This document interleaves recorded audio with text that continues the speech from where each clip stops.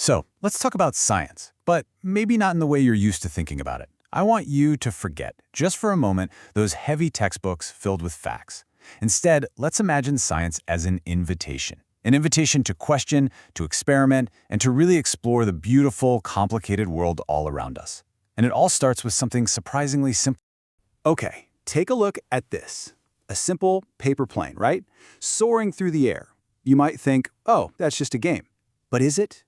This very act, this playful curiosity, wondering how you can make something fly, that's what's inspired real scientific exploration for centuries.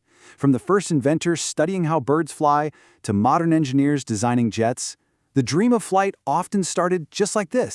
And you know, that whole idea of taking flight, it's actually the perfect metaphor for what we're digging into today. Because learning, well, it's a lot like that paper plane. It really needs the right conditions to just take off. This quote just says it all, doesn't it? See, real learning isn't about being forced to memorize stuff. It's about that freedom to just explore. The minute you let your curiosity take the lead, that's when the adventure really begins. And I absolutely love this connection. On one side, you've got nature's perfect design, that effortless flutter of a butterfly.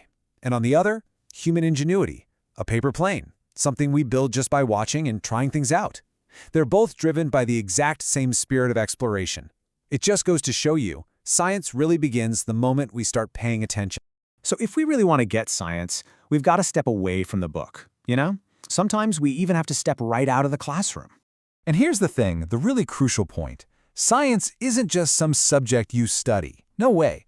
It's an active, ongoing process. It's all about getting your hands dirty, trying things, messing up, and making your own little discoveries. It's something you do, not just something you know.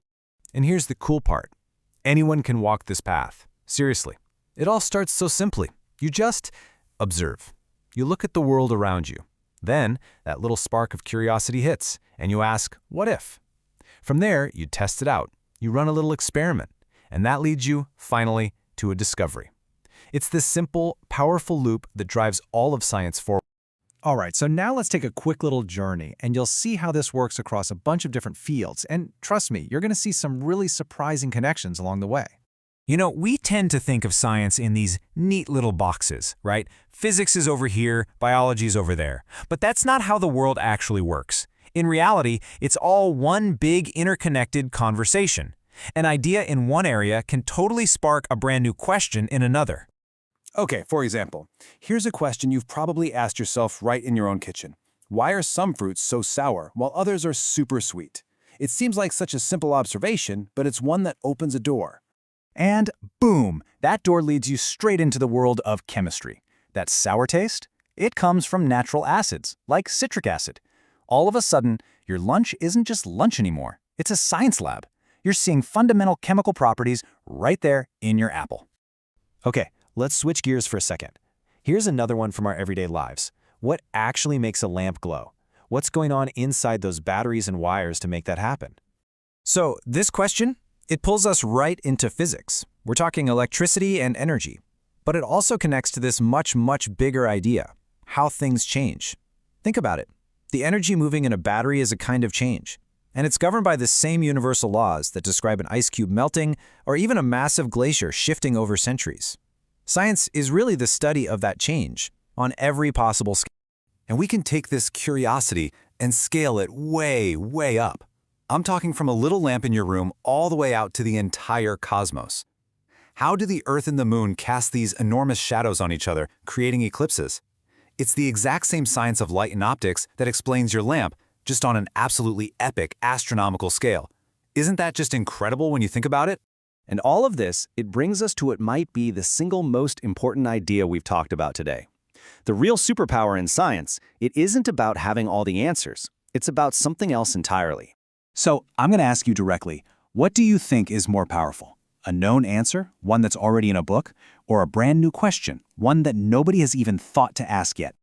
Because this is the secret. It really is. The biggest breakthroughs in history, they didn't come from just solving old problems. They happened because someone dared to ask a new, an amazing, sometimes even a totally weird question.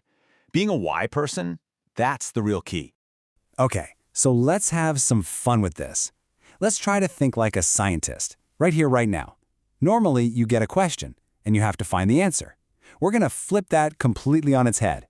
The answer is right there on your screen. Just add some milk. So what was the question? That's your challenge. Come up with a creative question that could possibly lead to that answer. I mean, it could be something simple like, how can I make my coffee less bitter? Or maybe it's more scientific like, my experiment is too acidic. How do I neutralize it? What kind of amazing question can you come up with? And to leave you with one final thought, let's use one of the most famous answers in all of fiction. The answer is 42. Now sure, an obvious question is, what's 6 times 7? But a scientist, a real explorer, would ask something way more interesting. So I'll leave you with this. What amazing question will you ask? Because that, right there, is the heart of science. Now go find your question.